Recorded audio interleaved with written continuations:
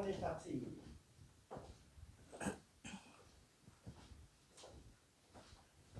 L'Esprit du Seigneur est sur moi, dit Jésus, parce que le Seigneur m'a consacré par l'onction.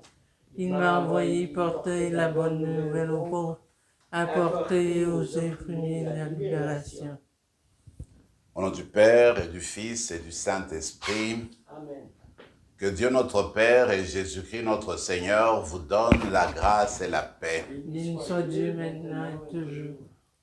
C'est toujours une action de grâce quand nous nous rassemblons pour faire mémoire du Seigneur.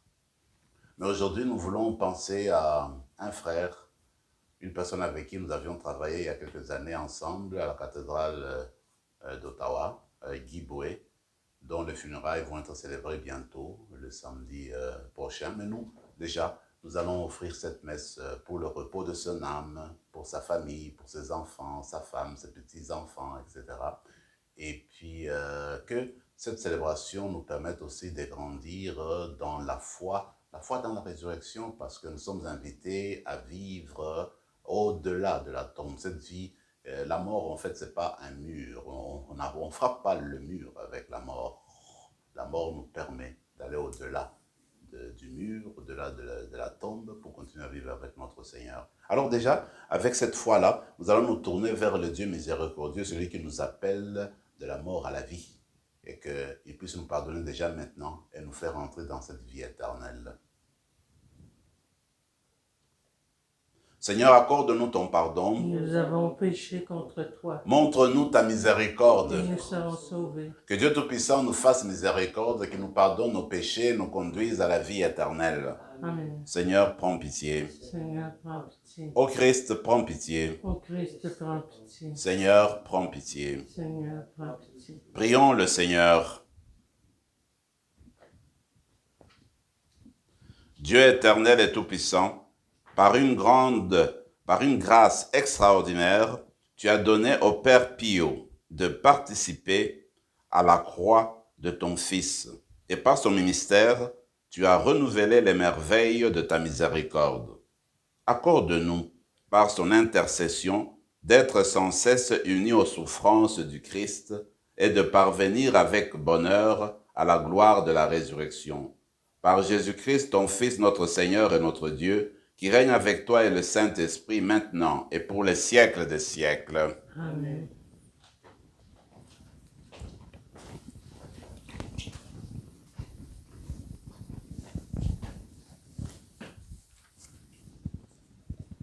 Lecture du livre du prophète Agé. La 2e année du règne de Darius, le 1er jour du 6e mois, la parole du Seigneur fut adressée, par l'intermédiaire d'Agé le prophète, à Zorobabel, fils de Salatiel, gouverneur de Juda, et à Josué, fils de Josédek, le grand prêtre. Ainsi parle le Seigneur de l'univers. Ces gens-là disent, « Le temps n'est pas encore venu de rebâtir la maison du Seigneur. » Or, voilà ce que dit le Seigneur par l'intermédiaire d'Agé le prophète. Et pour vous, est-ce bien le temps d'être installé dans vos maisons luxueuses alors que ma maison est en ruine? Et maintenant, ainsi parle le Seigneur de l'univers. Rendez votre cœur attentif à vos chemins. Vous savez semer beaucoup, mais récolter peu. Vous mangez, mais sans être rassasié. Vous buvez, mais sans être désaltéré. Vous vous habillez, mais sans vous réchauffer. Et le salarié met son salaire dans une bourse trouée. Ainsi parle le Seigneur de l'univers. Rendez votre cœur attentif à vos chemins. Allez dans la montagne, rapportez du bois pour rebâtir la maison de Dieu. J'y prendrai plaisir à y demeurer, et j'y serai glorifié, déclare le Seigneur. Parole du Seigneur. Nous rendons grâce à Dieu. Le Seigneur aime son peuple. Le Seigneur aime son peuple. Chantez au Seigneur un chant nouveau. Louez-le dans l'assemblée de ses fidèles. En Israël, joie pour son Créateur. Dans Sion, allégresse pour son roi. Le Seigneur aime son peuple. Dansez à la louange de son nom. Jouez pour lui, tambourin, sitar. Car le Seigneur aime son peuple. Il donne aux humbles l'éclat de la victoire. Le Seigneur aime son peuple. Que les fidèles exultent, glorieux, criant leur joie à l'heure du triomphe. Qu'ils proclament les éloges de Dieu, c'est la fierté de ses fidèles. Le Seigneur aime son peuple. Alléluia, alléluia. Moi, je suis le chemin, la vérité, la vie, dit le Seigneur. Personne ne va vers le Père sans passer par moi. Alléluia.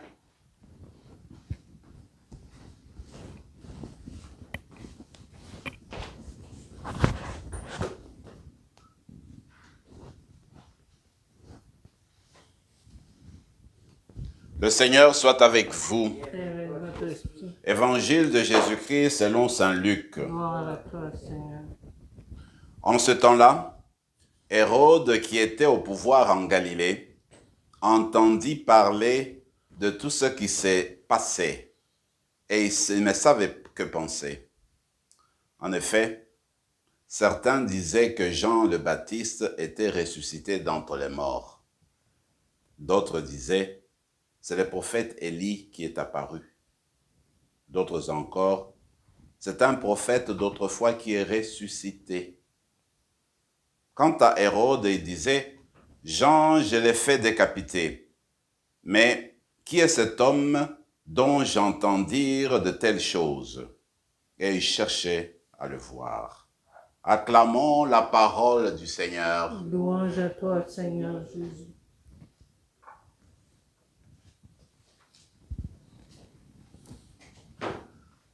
Le peuple d'Israël est revenu en terre sainte après la déportation en terre de Babylonie. Et voilà que 20 années sont passées. Alors, qu'est-ce qui se passe? Le prophète Agé constate que les familles, tout le peuple commence à reconstruire d'une manière magnifique la ville de Jérusalem. Et même les gens ont commencé à reconstruire de belles maisons, des maisons luxueuses pour reprendre la vie d'antan et mener la vie comme il l'entendait. Mais seulement, le prophète a reçu un message spécial du Seigneur. Il est parti donc voir Zorobabel, le gouverneur de Jérusalem, pour lui dire, écoute, c'est très bien, je vous appuie, continuez à bâtir la ville comme il se doit, continuez à construire des maisons solides et bien bâties, mais écoutez, vous avez oublié la maison du Seigneur. La maison du Seigneur est toujours en ruine, il n'y a personne qui s'en occupe. Quand est-ce que vous allez commencer aussi, après 20 ans de retour, commencer à vous occuper de la maison du Seigneur? C'est comme si le Seigneur qui était l'artisan du retour, de la libération de l'esclavage, eh bien, il a été oublié. Tout de suite, les peuples, les familles ont commencé à penser à eux-mêmes. Et les gens ne regardaient plus, n'est-ce pas, ne se rappelaient plus la main puissante de Dieu qui les a fait partir de la Babylonie, de la ville de Babylone jusqu'à la ville de Jérusalem. Alors, c'est ainsi que le prophète va essayer de rappeler au peuple de revenir aux sources, de revenir au Seigneur, qui est source de tout bien et source de toute libération, et avoir des sentiments de reconnaissance, des sentiments de gratitude envers le Seigneur. Il me semble que c'est une adresse qui nous concerne, vous et moi.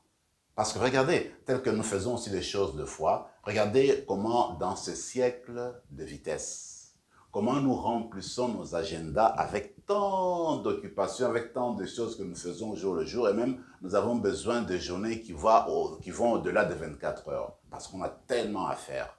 Alors quand on regarde les différents projets, les différentes activités que nous avons réservées pour la journée, et qu'on se pose la question, où se trouve mon temps de méditation? Où se trouve mon temps de prière? Où se trouve mon temps de conversation avec le Seigneur? Nous avons oublié en fait celui qui est le fondement de notre vie, celui qui nous a appelés à l'existence. C'est lui qui fait que nous respirons encore aujourd'hui. C'est lui qui fait que notre cœur continue à battre depuis la naissance jusqu'à aujourd'hui. Alors on oublie en fait le Seigneur qui est l'artisan de ce monde, l'artisan de cette vie. En fait, c'est une question que chacune de nous doit se poser. Regardez comment nous nous organisons nous-mêmes.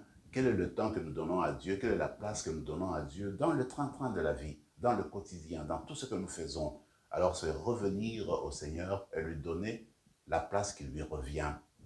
Alors aujourd'hui, nous allons demander cette grâce spéciale, que tout ce que nous faisons, comme dit Paul, tout ce que nous disons, eh bien que ce soit toujours au nom du Seigneur Jésus, que le Seigneur, que Dieu soit le centre, le cœur de nos vies continuellement. Et nous avons, vous et moi, à demander cette grâce-là spéciale. Regardez dans l'évangile d'aujourd'hui, nous avons affaire au roi Hérode. Hérode, c'est lui qui avait fait tuer Jean le Baptiste, il avait fait décapiter, vous vous rappelez. Ensuite, là, il entend parler de Jésus. Il entend parler de ses actions de puissance. Il entend parler de ses exorcismes, de ses miracles, de sa prédication de feu. Et puis il se dit, mais qu'est-ce qui se passe? C'est qui cet homme-là? Il voulait bien connaître Jésus. Et puis il entendit que peut-être c'est Élie qui est revenu à la vie, peut-être c'est un des grands prophètes. Et lui se disait, est-ce que c'est Jean-Baptiste que j'ai tué qui est revenu des morts? Qu'est-ce qui se passe?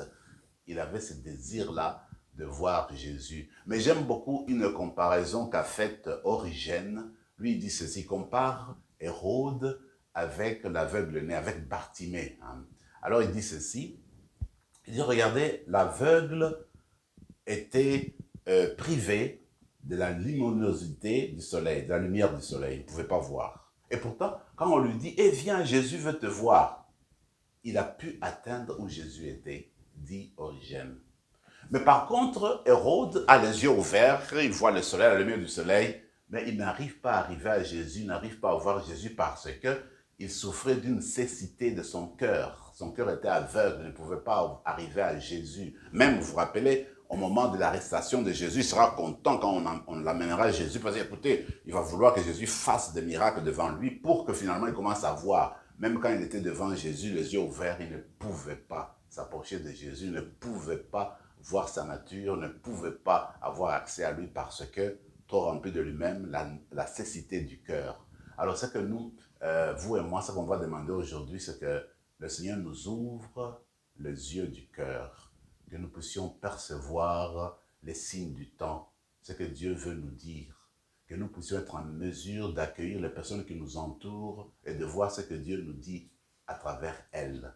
Dieu veut toujours nous donner des signes, nous envoie toujours des signes. Dieu veut dialoguer avec nous. Ce n'est pas un Dieu qui se cache, comme dit le psaume, derrière le soleil, derrière le nuage. Dieu veut se dire, il veut se révéler. C'est pourquoi il a envoyé son Fils. Encore aujourd'hui, il se dit à travers les événements, à travers les hommes et les femmes qui nous entourent. Donc, ce que nous devons demander, c'est être en mesure de le percevoir avec les yeux que nous avons aussi, mais aussi avec les yeux du cœur. C'est ce que faisait en fait Padre Pio, dont nous célébrons la fête aujourd'hui, un homme de Dieu, un homme qui a mis la croix au centre de sa vie, un homme qui faisait attention aux petits, aux pauvres, aux malades, parce que pour lui, ces gens-là représentaient le Christ. Il était impliqué et c'était un maître spirituel extraordinaire. Des foules et des foules voulaient l'entendre et des foules voulaient aller se confesser chez lui. Et vous savez qu'il a gardé les stigmates, il a eu les stigmates aussi dans sa vie. Alors cet homme-là, même aujourd'hui encore, l'endroit où il est décédé, eh bien, ça devient un lieu de pèlerinage. Il attire les gens même au-delà de la tombe, comme pour dire que c'était un homme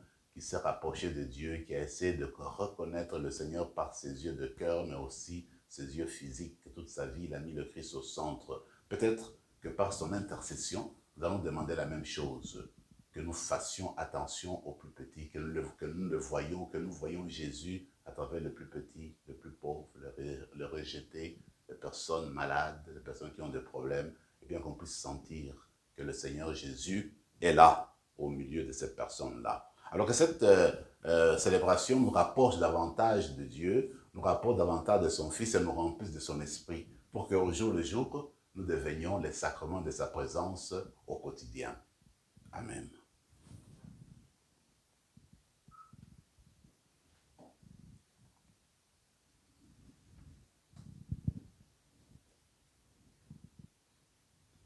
Tu es béni, Seigneur, Dieu de l'univers, toi qui nous donnes ce pain, fruit de la terre et du travail des hommes et des femmes. Nous te le présentons, il deviendra le pain de la vie. Béni soit Dieu maintenant, toujours.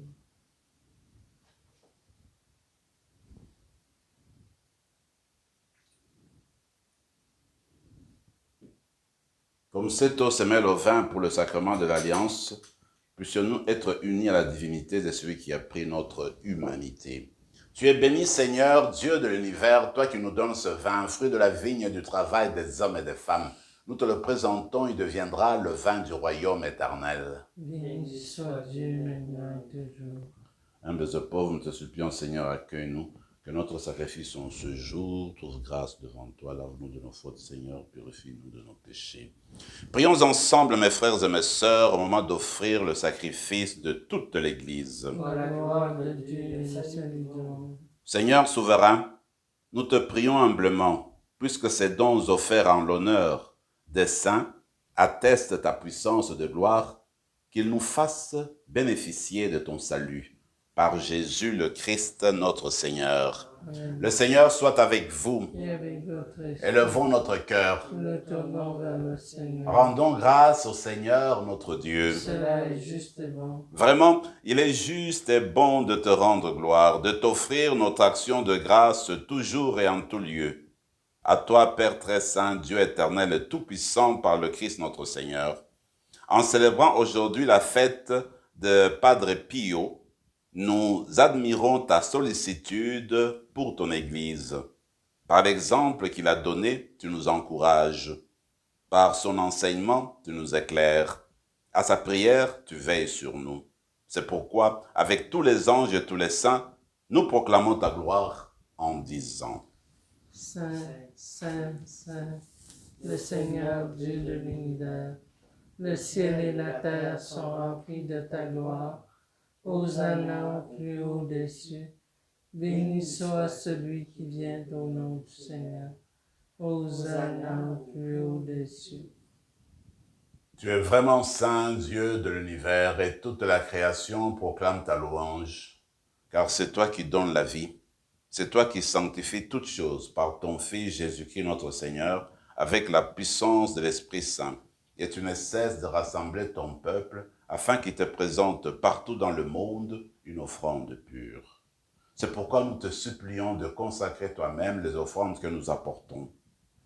Sanctifie-les par ton Esprit, qu'elles deviennent le corps et le sang de ton Fils Jésus-Christ notre Seigneur, qui nous a dit de célébrer ce mystère. La nuit même où il fut livré, il prit le pain.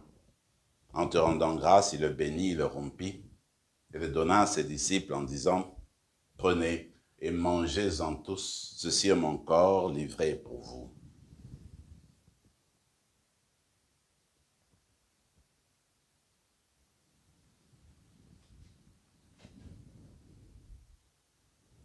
De même, à la fin du repas, il prit la coupe. En te rendant grâce, il la bénit et la donna à ses disciples en disant: « Prenez et buvez-en tous, car ceci est la coupe de mon sang, le sang de l'alliance nouvelle et éternelle, qui sera versé pour vous et pour la multitude en rémission des péchés. Vous ferez cela en mémoire de moi. »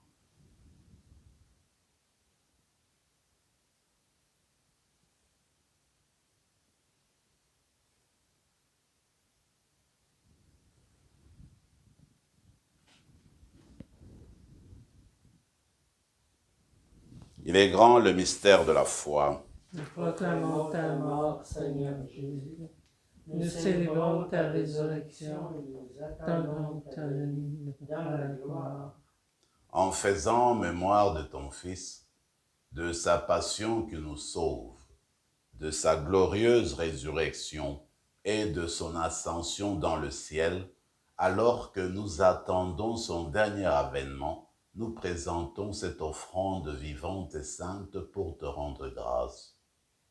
Regarde, Seigneur, le sacrifice de ton Église et daigne y reconnaître celui de ton Fils qui nous a rétablis dans ton alliance. Quand nous serons nourris de son corps et de son sang et remplis de l'Esprit Saint, accorde-nous d'être un seul corps et un seul esprit dans le Christ.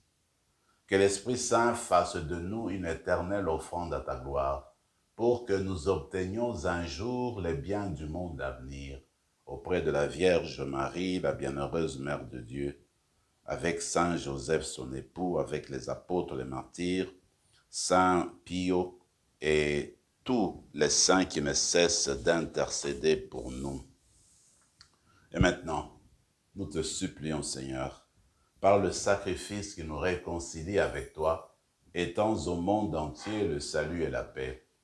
Affermis la foi et la charité de ton Église au long de son chemin sur la terre. Veille sur ton serviteur, le pape François, notre évêque Marcel, l'ensemble des évêques, les prêtres, les diacres, et tout le peuple de racheté. Écoute les prières de ta famille assemblée devant toi, et ramène à toi, Père très aimant, tous tes enfants dispersés. Souviens-toi de Guibe Oué, que tu as appelé auprès de toi. Puisqu'il a été baptisé dans la mort de ton Fils, accorde-lui de participer à sa résurrection, le jour où le Christ, ressuscitant les morts, rendra nos pauvres corps pareils à son corps glorieux. Souviens-toi aussi de nos frères et sœurs défunts. Souviens-toi des hommes et des femmes qui ont quitté ce monde dont tu connais la droiture. Reçois-les dans ton royaume, où nous espérons être comblés de ta gloire, tous ensemble pour l'éternité, quand tu essuieras toutes larmes de nos yeux. En te voyant, toi, notre Dieu, tel que tu es, nous te serons semblables éternellement. Et sans fin, nous chanterons ta louange par le Christ notre Seigneur, par qui tu donnes au monde toute grâce et tout bien. Par lui, avec lui et en lui, à toi, Dieu le Père Tout-Puissant, dans l'unité du Saint-Esprit, tout honneur et toute gloire pour les siècles des siècles. Amen. Unis dans le même esprit, nous pouvons dire avec confiance la prière que nous avons reçue du Sauveur. Notre Père qui es aux cieux, que ton nom soit sanctifié, que ton règne vienne, que ta volonté soit faite sur la terre comme au ciel. Donne-nous aujourd'hui notre pain de ce jour. Pardonne nos offenses comme nous pardonnons aussi à ceux qui nous ont offensés. Et ne nous laisse pas entrer en tentation, mais délivre-nous du mal. Délivre-nous de tout mal, Seigneur, et donne la paix à notre temps. Par ta miséricorde, libère-nous du péché, rassure-nous devant les épreuves en cette vie, où nous espérons le bonheur que tu promets et l'avènement de Jésus-Christ, notre Sauveur. Car c'est à toi qu'appartiennent le règne, la puissance et la gloire pour les siècles des siècles. Seigneur Jésus-Christ, tu as dit à tes apôtres, je vous laisse la paix, je vous donne ma paix. Ne regarde pas nos péchés, mais la foi de ton Église, pour que ta volonté s'accomplisse. Donne-lui toujours cette paix et conduis-la vers l'unité parfaite, toi qui règnes pour les siècles des siècles. Amen. Que la paix du Seigneur soit toujours avec vous. Et avec votre esprit, Agneau de Dieu, qui enlève le péché du monde, d'accord, c'est Jésus-Christ, dans cette coupe. Agneau de Dieu qui enlève le péché du monde, prends pitié de nous. Agneau de Dieu qui enlève le péché du monde, donne-nous la paix. Seigneur Jésus-Christ, que cette communion à ton corps et à ton sang n'entraîne pour nous ni jugement ni condamnation, mais qu'elle soutienne notre esprit et notre corps et nous donne la guérison. Heureux les invités au repas du Seigneur, voici l'amour de Dieu, l'agneau de Dieu qui enlève le péché du monde. Seigneur, je ne suis pas digne de te recevoir, mais dis seulement une parole et je serai guéri. Que le corps et le sang de Christ nous gardent pour la vie éternelle. Amen.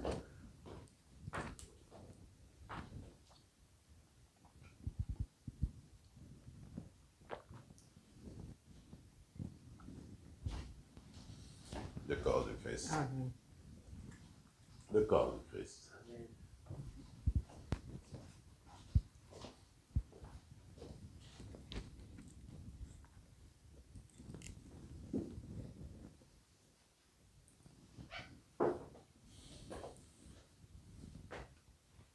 Après avoir reçu le Seigneur, demandons aujourd'hui que l'Esprit Saint nous remplisse des dons du Padre Pio, dons de prière, d'attention envers le plus pauvre et dons d'écoute.